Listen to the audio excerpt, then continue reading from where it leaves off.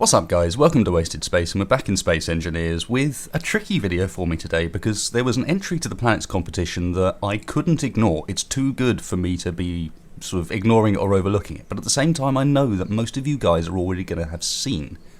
And this is because that entry was Ravric's Dawnstar Train, which was front page of the workshop for ages and incredibly cool, so I don't believe for a second that people haven't already seen this, so I had to think about what I could do with it that was kind of worthy of spotlighting it, because it does need spotlighting. It's such a cool device and such a cool entry, but at the same time did something a little bit different with it that perhaps you haven't seen before. So diving straight in, first thing I did of course was stick it on the planet map, and I hope Ravric doesn't mind me using it like this. I figure if he's entered it into the competition he probably doesn't mind me messing around with it. So the first thing I had to do was see what it looks like when you put it in situ on the planet. So with a bit of copy and pasting work that only took the best part of a day, we now have a train set up on the planet. It's not as complex as Ravric's in the actual world, so if you haven't seen his train before, make sure you go and download his world. Workshop link is in the description down below, and also I've sent a link to his YouTube channel. He's also running a very cool YouTube channel, showcases his own creations. I do recommend you go and check that out. But for my map at least, we have a slightly simplified version, so a couple of turning points. You can see one there in front of the train, one back there to help the train unload. We got this big loop that goes around sort of the main portion of the map with a bridge over the water over there. And then finally, and the important part is, it does also curl left, so we now have a route up onto the glacier by train like it should be. And of course, just to make it a bit cool, I made sure that it came up kind of on these big bridge sections, partly because these are very, very cool to knock the train off of. I'm sorry, Ravric, it just looks too cool. I had to break it a couple of times. And then up and through the tunnel, because tunnels are also damn cool.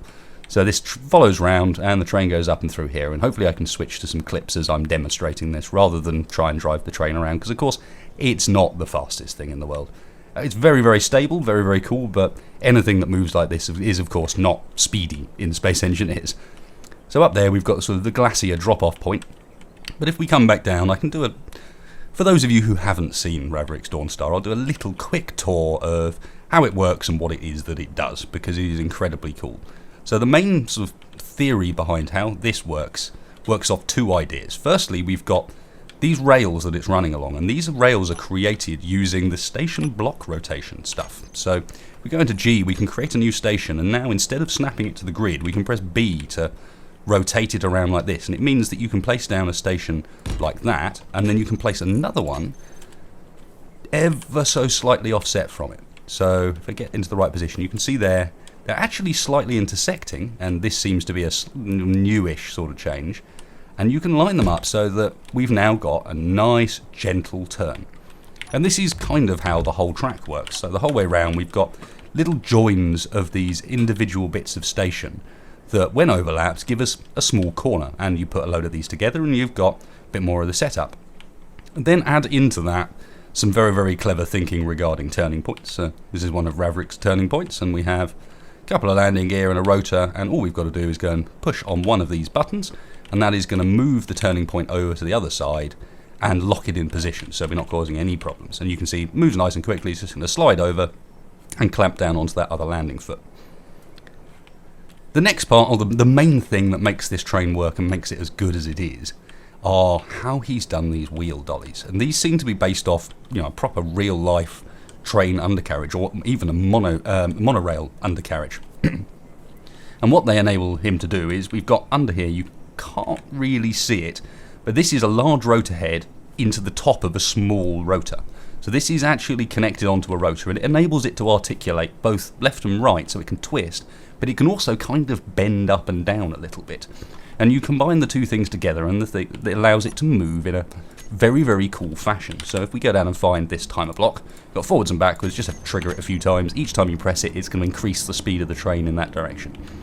And then if we go back here, find one of these corners, you can see what I mean about how it's articulating around. So you can see the carriage is not pointing in the same direction as the dolly at any time.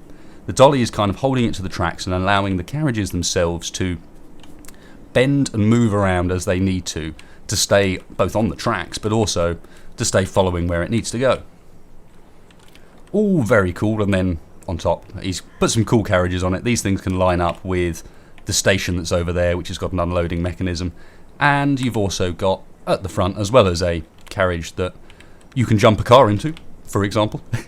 We have also got obviously the main train bit at the front, which is very nicely done. So we just come wandering in, sensors let us in straight away, and yeah, a little bit of detail in here coming down to the main place where it's all driven from. So let's get in the front here, and I'm going to speed it up a little bit, in fact. Not too fast, while I talk about the second thing I've done on here, kind of to try and make both the map more cool, but also to make this video a bit more cool, because I was conscious that people had seen Ravric's train, and it wasn't necessarily going to be the most new thing in the world. So, alongside this, one of the other planet's entries was these cool little recon buggies. So, you can see over here, I really like the aesthetic of these. They're not particularly complex, they are fully survival ready, which I like, got oxygen on the back and so on, but they just look cool. They look like a proper buggy. So if we wander over here, let's see if we can get in from this side. Pick the wrong side to try. Not a great view from in here, but the other thing you'll notice is I just turned the mass off and we're still on the ground. And that is because Digi has released a very, very cool version of his natural gravity mod that enhances existing generators. So the linear generator that is sitting on the bottom of this piece of rock to make it all work is now a natural gravity one. So we no longer have any problems with any ships on here, but not just that, natural gravity is just cool. It's fun to mess around with, as I'm sure you guys who played with it already know. And what it means is that vehicles handle a bit better, although you can see still very, very drifty.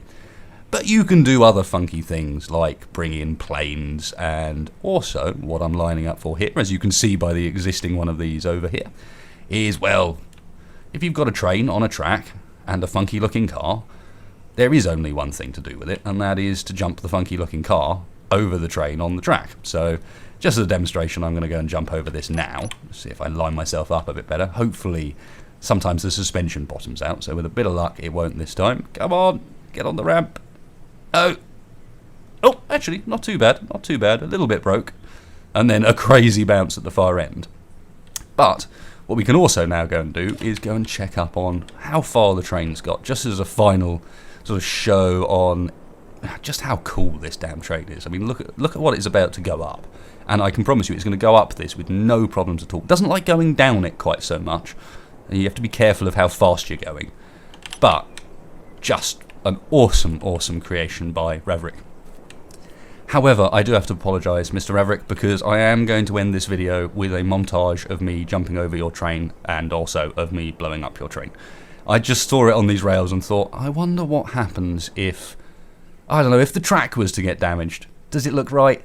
So I'll finish up with, I don't know, a little montage of silliness on the planet's map using natural gravity. Hopefully you guys enjoy it. If you did like this video, remember, please check out Ravric's stuff down below. This is not about me, this is about a very cool creation of his. Workshop links there. Remember, he's also got a YouTube channel. Also, please click like, please share, click share. Really helps me and the channel out. And otherwise, hope you enjoyed this video, guys. I will catch you next time.